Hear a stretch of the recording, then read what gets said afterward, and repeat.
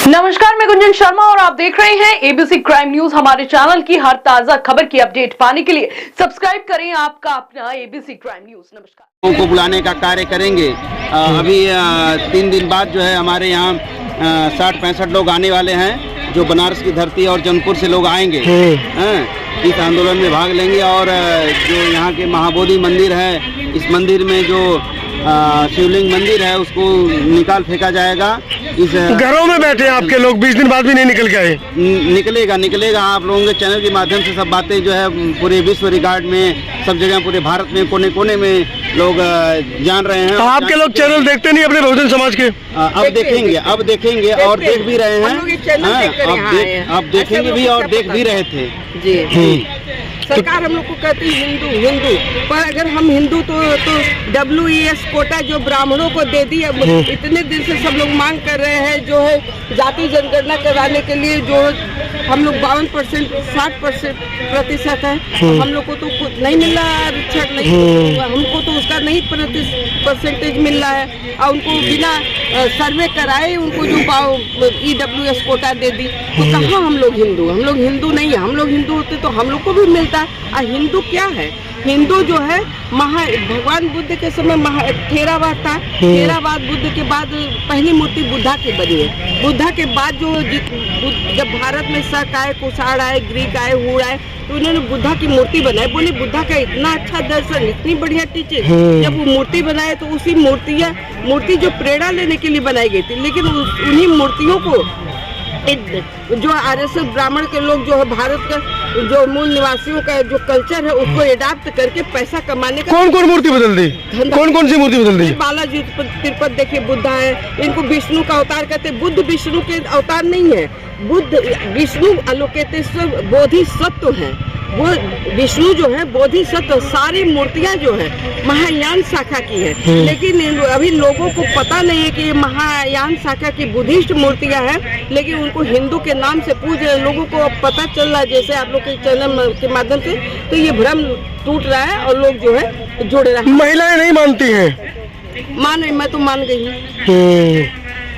तो क्या संदेश देना चाह रही महिलाओं को? मेरी सब बुद्धा का धर्म वैज्ञानिक है। और कोरोना में मैंने देखा, मैं प्रैक्टिकली मान रही हूँ, मैंने कोरोना में देखा सारे मंदिर, मस्जिद, गिरजा, गुरुद्वारा सब बंद हो गया। और खाली क्या, डॉक्टर चाहिए, हॉस्पिटल चाहिए, ऑक्सीजन चाहिए, वेंटिलेटर चाहिए, मेडिसिन चाहिए, यही चाहिए चल रहा था।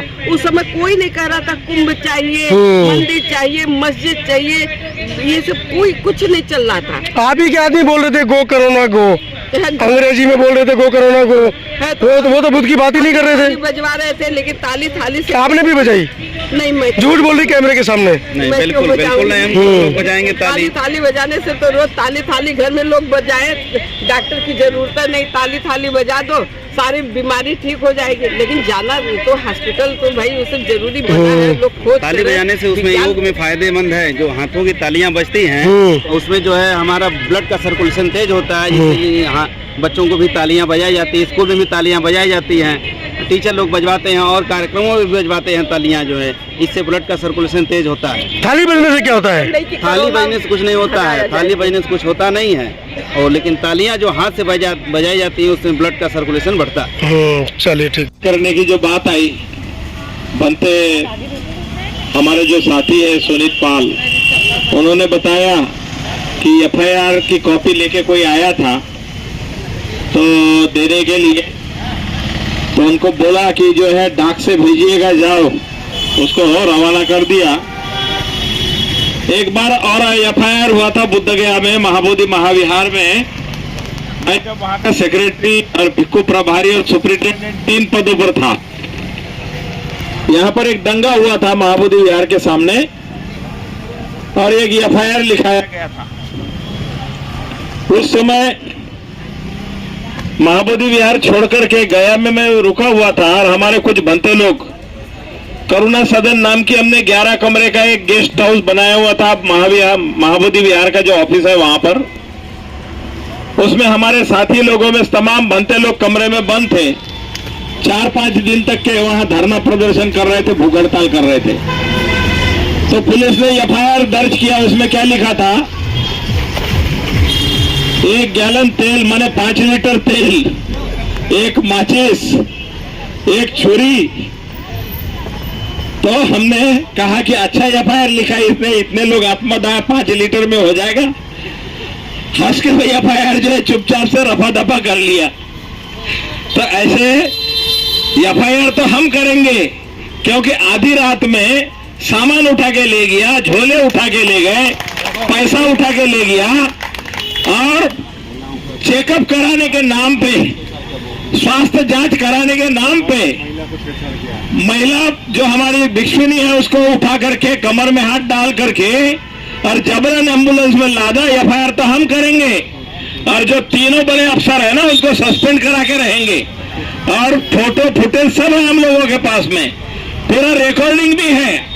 तो इसलिए हम झुकने वाले नहीं है, क्योंकि महाबोधि महाविहार बौद्धों का है, प्रॉपर्टी बौद्धों की है, लेकिन चोर लुटेरे उस पर बैठ करके जो मलाई खा रहे हैं उनको हम छोड़ने वाले नहीं हैं, क्योंकि हम लोग न्याय प्रिय लोग हैं, संविधान प्रेमी हैं, संविधान के रक्षक हैं, और जो भी गड़बड़ी करेगा उसको मुंह तोड़ जवाब देंगे। इसीलिए हम किसी को छेड़ते नहीं, और अगर कोई हमें छेड़ेगा तो उसे हम छोड़ेंगे नहीं।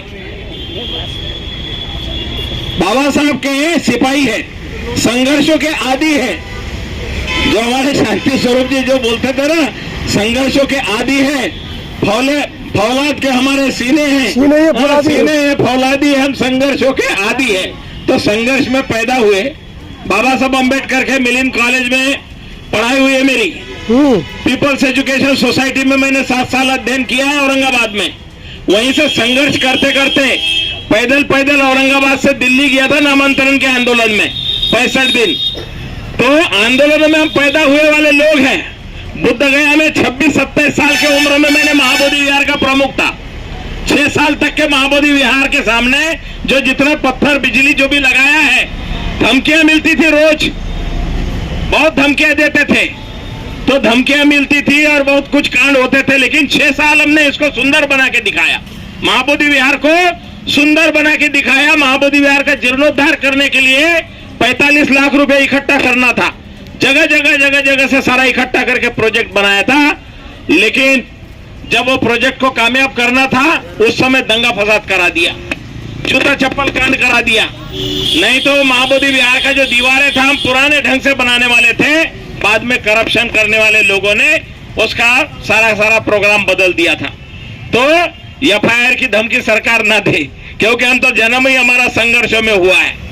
तो वो एफआईआर लेके आएंगे भी तो क्या लिखा हुआ, हमारा सामान क्या बरामद किया, हमारे कितने लोग बरामद किए, क्योंकि 25 बनते थे उसमें से 10-12 तो गायब हो गए बोल के हमने सुना, क्योंकि गाड़ी में 4-5 लोगों को बिठाया और लेके चले गए। ले जाके कहाँ छोड़ा, गया के वो मेडिकल कॉलेज के सामने छोड़ दिया। तो ऐसे ही छोड़ करके प्रशासन के लोग तो भाग गए रात में। तो इसलिए एफआईआर हम करेंगे और बहुत जम करके करेंगे और वसूली भी करेंगे, क्योंकि वो हमारे झोले झंडे में जो रुपया पैसा था, सामान था, उसका भी हिसाब मांगेंगे। जो एक ब्लैक बोर्ड था, व्हाइट बोर्ड जिसके ऊपर में हमारे जो सनोज जो है पढ़ाते थे, वो व्हाइट बोर्ड गायब है।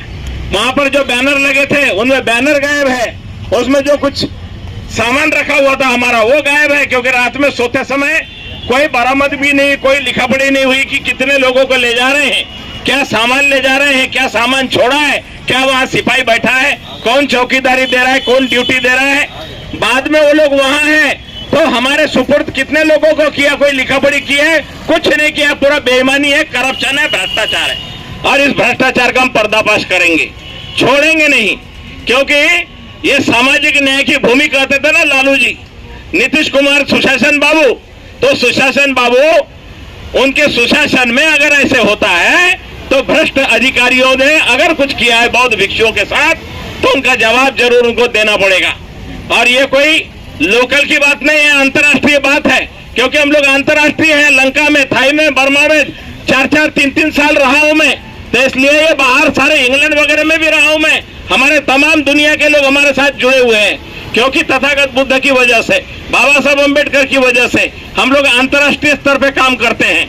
तो इसलिए इतना कमजोर ना समझे, तो इसलिए तमाम जितने भी साथी सहयोगी जो भी बुद्ध, फुले, शाहू, अंबेडकर, रैदास, नानक, दादू, कबीर के मानने वाले लोग, समानता की बात करने वाले, ये संघर्ष है समानता और विषमता का। जो समानता का संग्राम है बुद्ध का धम्म है, जो समान संस्कृति है ये समानता की संस्कृति है। वमन संस्कृति जो है, जो विदेशी संस्कृति है, लूटपाट की संस्कृति है, आत्मा परमात्मा के नाम पर लोगों की जेब काटने की संस्कृति है, स्वर्ग में भेजने के नाम पर लोगों के गले काटने की संस्कृति है। इसका पर्दाफाश करने वाली बौद्ध संस्कृति है। और बाबा साहब ने संविधान दे करके भारत के तमाम देश के लोगों को समानता, स्वतंत्रता, न्याय और बंधुत्व में स्थापित किया है। और बुद्ध का धम्म देकर तो हमें मालामाल कर दिया है।